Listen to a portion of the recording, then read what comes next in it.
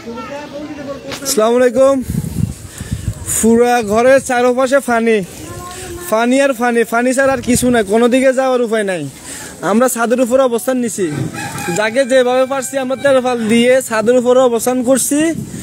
যারা পারেন দয়া করে আমাদেরকে একটু সহযোগিতা করেন, সবাই সহযোগিতা করে নৌকার ব্যবস্থা করে আমাদেরকে পাঠান। আমরা ফেনী সদর উপজেলা 11 নং মড্ডবী ইউনিয়ন 1 নং ওয়ার্ড কালাফির বৌদ্ধপুঞ্জা বাড়িতে আছি। অনেকগুলো বাচ্চা আছে, প্রেগনেন্সি রোগী আছে, দয়া করে একটু সহযোগিতা করেন। কোনো দিকে যাওয়ার উপায় নাই, পানির অবস্থা অনেক ভয়াবহ। পানি ক্রমাগত বাড়তেছে, পানি বাড়তেছে অলরেডি, বুঝছেন? প্রতি ঘন্টায় 1 ফুটের মতো বাড়তেছে পানি। পানির অবস্থা খুব ভয়াবহ, কোনো দিকে যাওয়ার অবস্থা নাই। আমাদের প্রেগনেন্সি রোগী আছে, বাচ্চা আছে, এদের জন্য বেশি চিন্তা। বাচ্চাদের জন্য প্রেগনেন্সি রোগী আছে, মুরব্বী আছে, এদের জন্য বেশি চিন্তা।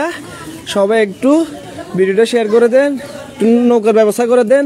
অনেক জায়গায় ফোন দিছি, অনেক স্বেচ্ছাসেবী ভাইদের ফোন দিতেছি, সেনাবাহিনীর ভাইদের ফোন দিতেছি, নাম্বারে সংযোগ দিতেছে না, নাম্বারে সংযোগ দেওয়া সম্ভব হচ্ছে না। অলরেডি নেটওয়ার্ক অনেক জায়গায় নেটওয়ার্ক বিচ্ছিন্ন, একটু দেখেন। নেটওয়ার্ক বিচ্ছিন্ন অনেক জায়গায়, কারোর সাথে যোগাযোগ করার কোনো উপায় পাচ্ছি না।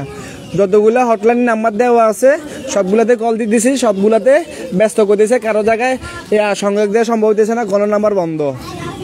একটু দেখেন সবাই।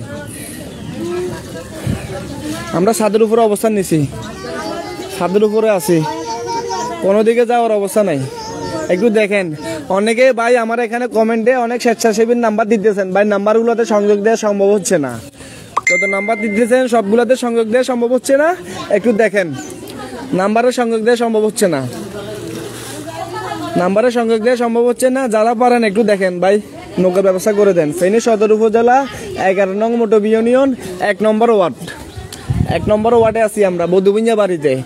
আমার নাম্বার আমার ফেসবুক আইডিতে দেওয়া আছে, আমার নাম্বার দুটোটা ফেসবুক আইডিতে দেওয়া আছে। একটু নাম্বারগুলো করেন, নাম্বারগুলো দিয়ে দেন। একটু স্পিড বোট হোক, নৌকা হোক, একটু ব্যবস্থা করে দেন। কোনো দিকে যাওয়ার উপায় নাই। আমরা যে সিঁড়ি দিয়ে নিচে নামবো, নিচে নামারও কোনো উপায় নাই। পানির অবস্থা খুব ভয়াবহ।